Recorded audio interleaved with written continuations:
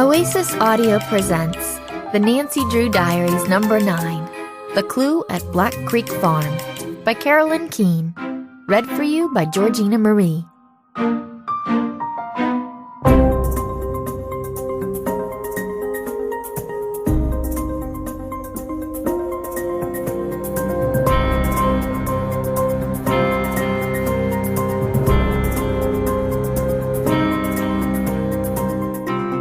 Dear Diary, who would sabotage an organic farm, especially one that's run by someone as kind as Sam Heyworth, owner of Black Creek Farm and CSA? That's the question I'm facing after someone became seriously ill from Sam's produce, which turned out to be crawling with deadly bacteria.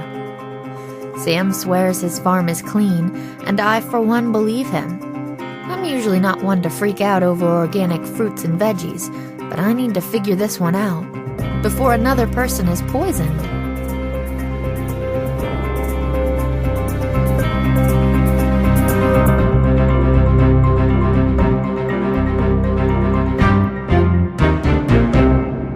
Chapter 1. Food for Thought. I'm just saying, my friend Bess Marvin said as we pushed open the door of the River Heights Community Center. I don't see how you can get this excited about vegetables. She was talking to George Fain, her cousin and my other best friend, who was following behind with an expression like she'd just sucked on a lemon. Ned Nickerson, my boyfriend, was right behind George with an amused look on his face. They're not just vegetables, George said, in the frustrated tone of someone who'd been arguing with the same person nearly since birth. They're organic, sustainable, locally grown vegetables. And fruits, too. I just think it's all a little silly, Bess said as we entered the community center gymnasium, which was set up like a banquet hall, filled with round tables covered with red tablecloths and enticing combinations of fresh harvest products. A banner welcomed us. First annual Black Creek Farm CSA Banquet and Harvest Celebration. George glared at her cousin. How is organic farming silly? She demanded. Ned spoke up. I might see what Bess is getting at, he said, giving George a disarming grin. Not that any farming is silly, but, scientists have been trying for years to prove that organically grown produce is better for you, and they've found very little evidence. Well, thank you, Dr. Science, George grumbled. I held up my hands in the gesture for truce. All right, I said. I was saved from further arguing by the interruption of a grinning blonde woman with a purple streak in her hair. OMG, Bess and George, the woman cried, appearing out of nowhere to pull the two cousins into a big hug. You guys are so big now. The last time I saw you, you were kids. Now you're young ladies, as my grandmother would say. George and Bess exchanged glances and smiled as she slowly let them go. Holly, George said, we're so excited that you invited us to this. She paused to introduce Ned and me to Holly. Guys, this is Holly Sinclair. She was Bess's and my awesome Girl Scouts leader, and now she's assistant manager at the community center. Holly shook each of our hands excitedly. I'm so happy you could come, she said, her cheeks flushed. Black Creek Farm CSA is doing some really good work, trying to change the way our food gets grown, she continued, growing serious. They just need some more support from the community, so I convinced them to throw this dinner so people can taste their food. Holly, I told you, Bess said teasingly. I like organic farms and all, but we're not exactly the culinary decision-makers in our families. And my mom really likes the stop and go, she added, especially since they put in that Starbucks. Holly shook her head, her dark eyes shining. Your mom probably wouldn't like it so much if she knew where all that mass-produced food was coming from, or what it's doing to the environment, she said. Come on, guys, have a seat with me. Holly led our small group to a nearby table, where we all pulled out chairs. So, Holly began, sliding into a seat next to George. You must know that the produce you buy in a grocery store isn't all from around here, right? Of course, Ned said, but that goes without saying. Not every climate will be able to produce every fruit or vegetable there's demand for. That's true, Holly agreed. But do you think people really consider where their food comes from when it's so shiny and easy to buy at the supermarket? Maybe that orange was picked before it was ripe and flown in on a cargo jet, or else trucked around the country causing tons of fossil fuels and releasing all kinds of toxins into the environment. But if people stopped and thought about eating locally, maybe they'd select an apple that was grown down the road, perfectly ripe and much easier to transport. Ned sighed. Right, he said. Local food usually tastes better too, George pointed out, because local farmers don't pick their produce until it's ready. Produce that's trucked in has to be picked much earlier, and that affects the flavor. Holly smiled at her. Exactly, she said. And we haven't even touched on organic versus conventional produce and how many toxins are released into the ecosystem by conventional fertilizers and pesticides. Ned spoke up.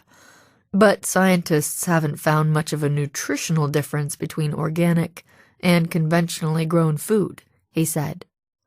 Holly shrugged. That's true, she said. But we don't have to look very hard to find the damage that conventional farming does to the environment. Bess thought a moment. Even if I can see the logic in what you're saying, she said, I don't do the grocery shopping, Holly. My mom does it, and she's big on bargains. Holly nodded slowly. Bess, all I ask is that you listen to the presentation tonight, and if you're impressed, if you like the quality of the food we serve, you mention us to your mom. Or pass on some flyers I'd be happy to give you. Holly turned from Bess to look at George, Ned, and me. That goes for all of you, she said. I glanced from George to Ned.